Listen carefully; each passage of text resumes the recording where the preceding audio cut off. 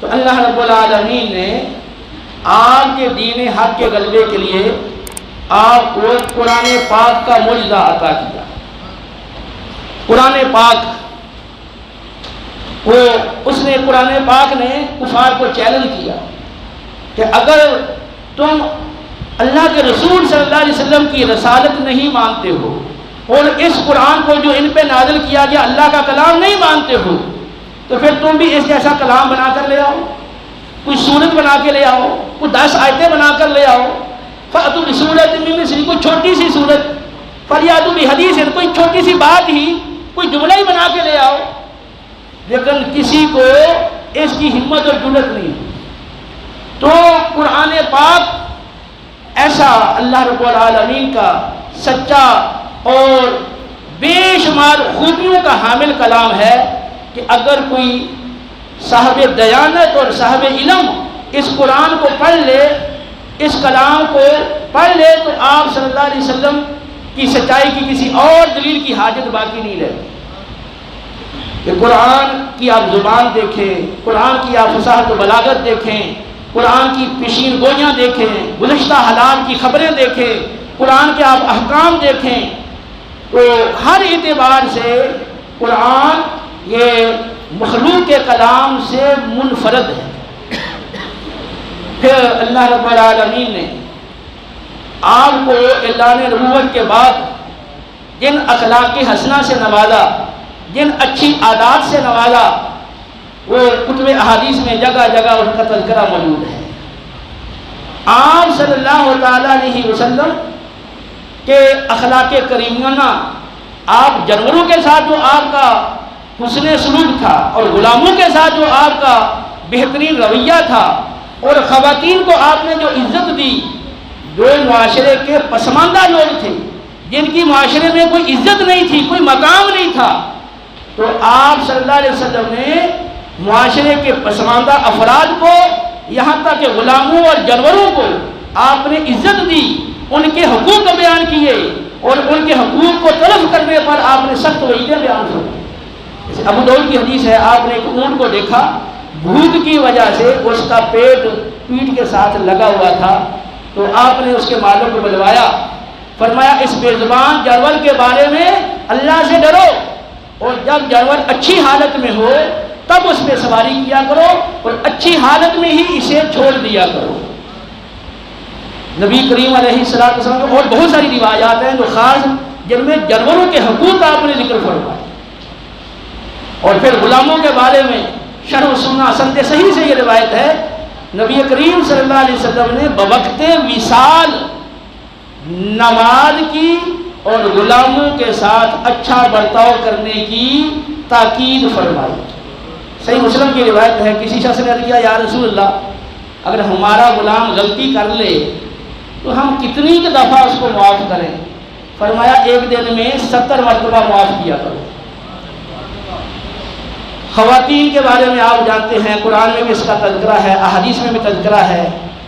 کہ عرب کے بعد ایسے لوگ بھی تھے جو بچیوں کو زندہ دفن کر دیا کرتے تھے۔ تو نبی کریم علیہ السلام نے عورت کا جو مقام مرتبہ بیان کیا، تو اس کی عظمت کو آپ نے 4 چاند لگا دیے۔ تو نبی کریم علیہ السلام کے اعلان نبوت کی بعد والی زندگی اور آپ کے اوصاف حسنہ، اخلاق کریمانہ اور آپ کی عادتیں، یہ بھی آپ صلی اللہ تعالیٰ علیہ وسلم کی حقانیت کی دلیل ہیں اور لوگوں کے لیے حق کی پہچان کی دلیل ہے، کیونکہ اللہ رب العالمین نے آپ کو سراپائے دلیل بنا کر بھیجا ہے۔ یا ایھا الناس قد جاءکم برہان من ربکم، کہ اے لوگوں تمہارے پاس تمہارے رب کی طرف سے کامل و اکمل دلیل آ گئی۔ پھر آپ صلی اللہ علیہ وسلم کا جو وجود مسعود ہے، یہ پورا کا پورا تمام انسانوں سے منفرد اور باکمال تھا، یہ بھی حق کی پہچان کا ذریعہ تھا۔ آپ کا پسینہ دیکھ لو، بخاری مسلم کی حدیث گواہ ہے کہ جو جتنے بھی عطر اور خوشبوئیں ہیں ان سے آپ کی پسینے کی خوشبو زیادہ تھی۔ آپ صلی اللہ علیہ وسلم ترمذی کی حدیث گواہ ہے کہ اس راستے سے گزرتے تو آپ کو تلاش کرنے والا آپ کے پسینے کی خوشبو کے ذریعے سے پہچان لیتا تھا کہ آپ اس راستے سے گزرے ہیں۔ آپ صلی اللہ علیہ وسلم کا چہرہ مبارک اس قدر روشن تھا، حضرت عبداللہ بن سلام کہتے ہیں، ترمذی کی حدیث ہے کہ جب پہلی بار نبی کریم علیہ السلام ہجرت کر کے آپ مدینہ طیبہ آئے تو کہتے ہیں کہ میں حاضر ہوا تو میں نے دیکھتے ہی پہچان لیا کہ یہ چہرہ کسی جھوٹے انسان کا نہیں ہو سکتا۔ چہرہ دیکھ کر ہی اس نے آپ صلی اللہ علیہ وسلم کی سچائی کو، رسیدوں کو پہچان لیا۔ بخاری کی حدیث ہے، حضرت عثمان بن عبداللہ بن موہب کہتے ہیں کہ اہل مدینہ کا یہ دستور تھا جب کسی کو نظر بد لگ جاتی یا کوئی تکلیف میں مبتلا ہو جاتا تو وہ پانی کا پیالہ کسی فرد کو دے کر حضرت ام سلمہ رضی اللہ تعالیٰ عنہ کے پاس بھیج دیا کرتے۔ آپ ام المومنین رضی اللہ تعالیٰ عنہ نبی کریم علیہ السلام کا بال مبارک چاندی کی ڈبیا سے نکالتی، پانی میں ڈال کر ہلا دیتی،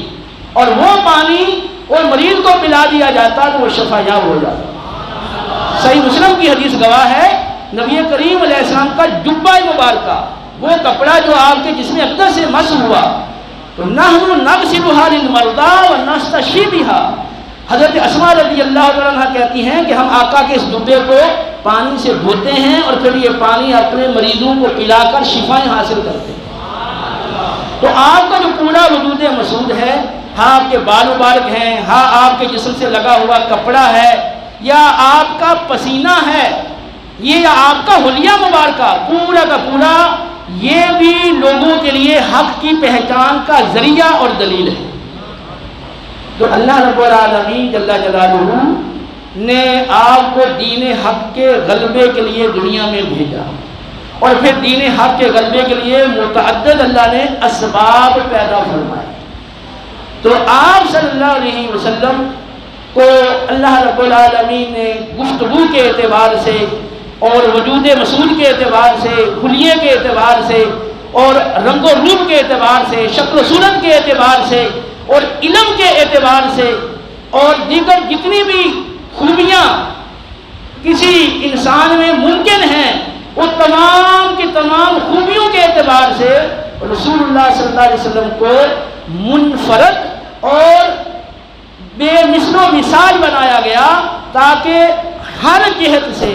آپ صلی اللہ تعالیٰ علیہ وسلم لوگوں کے لیے دین حق کی طرف متوجہ ہونے کا ذریعہ بنے، اور آپ کے ذریعے سے لوگوں کو حق کی پہچان ہو، اور آپ کے ذریعے سے لوگ ہدایت کو قبول کریں اور دین حق کے معاون و مددگار بنیں۔